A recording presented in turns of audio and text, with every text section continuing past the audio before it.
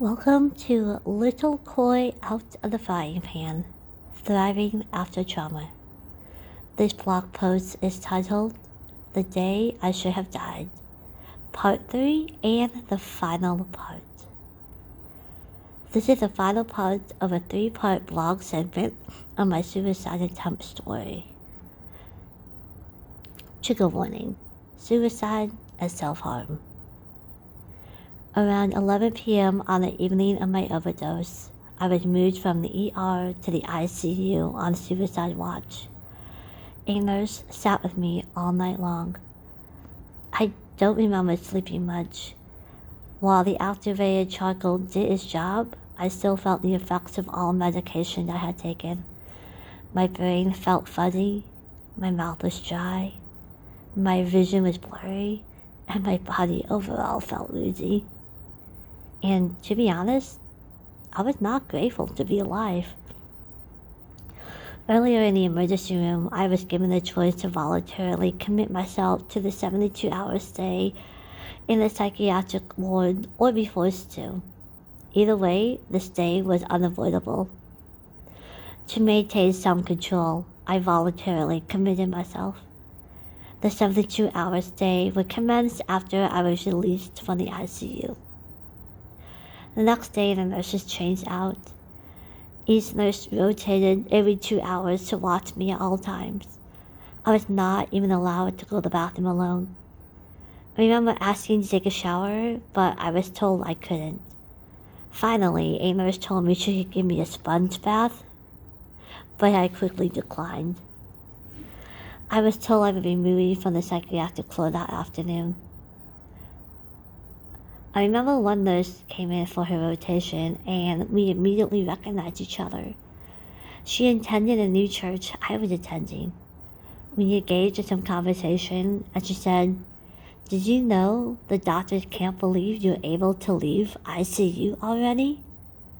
She said the doctors could not believe I had got through this alive and without any long-term physical damage. A lead nurse came in later that afternoon and began asking me questions such as, "Do you have thoughts of hurting or killing yourself?" And, "Do you have thoughts of running away?" Yes, I wanted to scream. Yes, I still had all of those thoughts. Yes, I still wanted to hurt myself. Yes, I wanted to run away, far, far away. And yes, I still wanted to die. I came from a family where depression, anxiety, and other mental health problems were considered a sin and a sign of weak faith. So I knew that I would have absolutely no family support coming out of this. And lack of family support is one major factor that drove me to this decision in the first place. But I answered, "No, I don't have any thoughts of hurting myself," to appease. To get through this process as quickly as possible. A couple of people from my new church came to visit me. They told me the church's benevolent fund paid to get my car fixed. My car was having overheating problems and I couldn't afford to fix it. This act of service blew my mind. This was the first time someone from a church had offered practical help instead of just saying, "Praying for ya." I insisted I pay them back, but they said absolutely not. That afternoon, less than 24 hours in the ICU, I was transferred to the psychiatric floor. I had a small suitcase of clothes and makeup that the couple from church had brought from my apartment for me. I was blown away by this church's act of practical help. They were going out of their way to help me, someone they barely knew. I kept bracing myself for the lectures, the fallout, the expectation for restitution, but it never came. The 72-hour stay was uneventful. I had a private room with window shades that opened from the outside so nurses could check in on us. Every hour or so, I see a nurse pop up and open the shades for a glance. I was finally able to take a shower. I stood under the shower head forever, willing myself to cry. but the tears just wouldn't come. Crying was hard for me, as I was never allowed to cry growing up. I had no access to the outside world as my phone was locked up. I participated in group and individual therapy. I remember just going through the motions to get it over with and saying the answers I knew they needed to hear to release me out of time.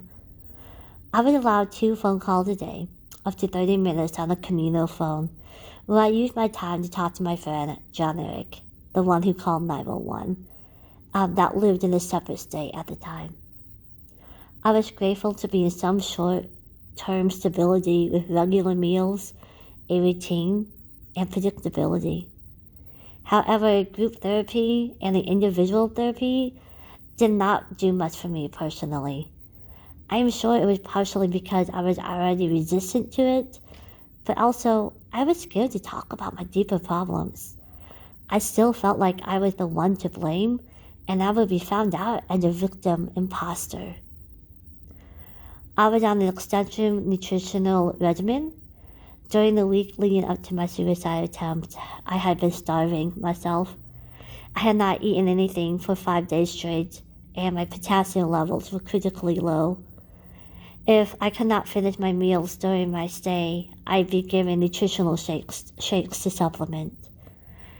I had a couple of visitors, but mostly I just wanted to be left alone. I never was one for visitors in the hospital anyway, and I was still carrying a massive amount of weight of shame and fear. On Sunday afternoon, I was finally released. I wish I could say that my 3-day stay totally transformed my life, outlook, and perspective, but it didn't. I was just as confused and sad as ever.